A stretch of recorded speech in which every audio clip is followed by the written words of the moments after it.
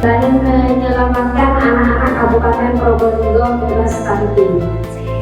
Berhubungan langsung dengan teman-teman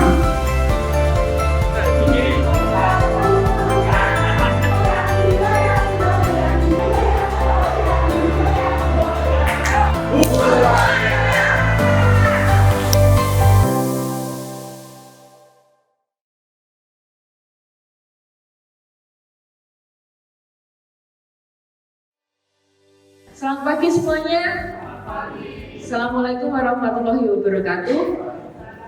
Masih semangat? Oh, ayo ini ya. Semangat. Masih semangat? Oke. Rizky rasa semangat ini. Oh ya. Selama proses kita akan ditemani oleh 3 orang narasumber, 3 orang fasilitator. Mana ya? Saya Siska Barindi, saya jauh datang dari Medan khusus mau bertemu Bapak Ibu di sini. Syukurnya. Nama saya Setio, saya dari Jakarta, dari Penampung Jakarta. Nama saya Mas Budi, jadi nggak perlu lagi double mas, cukup.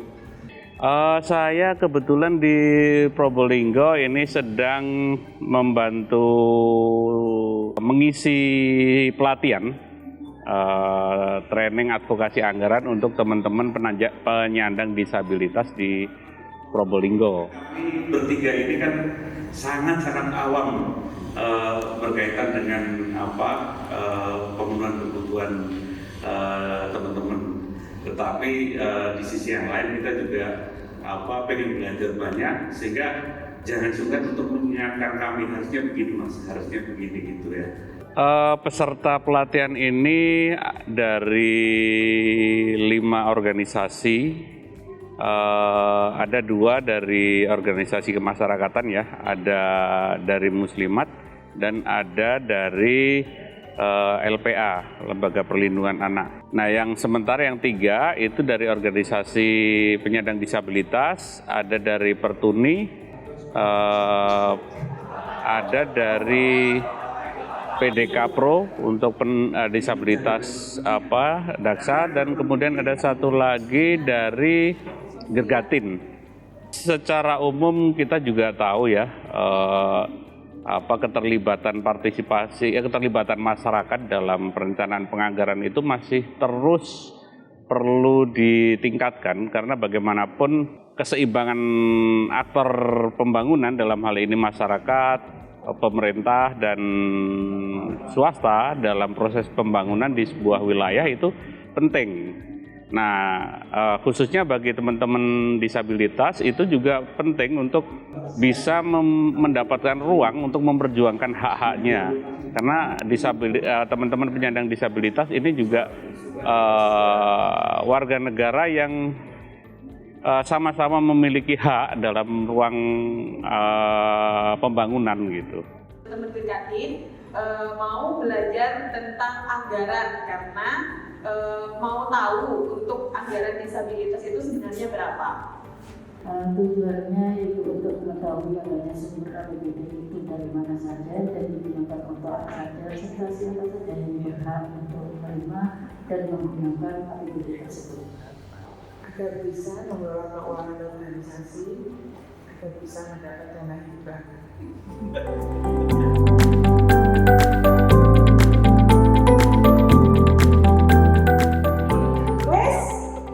Oke, silakan bekerja, dimulai.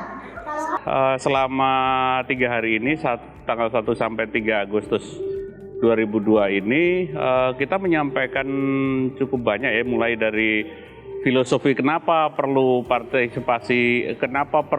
berpartisipasi dalam pembangunan, kemudian tahapan-tahapan partisipasi masyarakat yang bisa dilakukan dalam perencanaan pembangunan, kemudian tahapan perencanaan pembangunan, kemudian memahami anggaran daerah, terus kemudian bagaimana memperjuangkan usulan sehingga kemudian teman-teman bisa terlibat dalam perencanaan pembangunan dan bisa ikut merasakan program-program pembangunan yang berpihak kepada mereka sendiri, berpihak kepada kebutuhan teman-teman penyandang disabilitas itu. Kalau kita mau membangun rumah, apa yang biasanya kita persiapkan dahulu? Uang. Kalau kita melihat dari pengalaman teman-teman ya, sepertinya saat ini memang teman-teman masih belum banyak pengalaman langsung berkaitan dengan advokasi anggaran. Kemarin kita di hari pertama kita coba sharing begitu, dari 18 peserta itu baru 2 yang pernah mengikuti perencanaan penganggaran. Selebihnya belum pernah. Ada yang belum pernah dan ada yang tidak tahu bahkan kalau ada proses perencanaan penganggaran yang bisa mereka ikuti. Menyatakan diundang tapi tidak ini juga PR bersama ya, bukan hanya PR pemerintah juga, tetapi juga PR bagi organisasi-organisasi penyandang disabilitas untuk bisa mengikuti jadwal atau mencari jadwal proses perencanaan penganggaran yang ada di Kabupaten Probolinggo. Tanpa melakukan proses dialog seperti ini, ya mungkin kita tidak bisa tahu secara jelas masalahnya.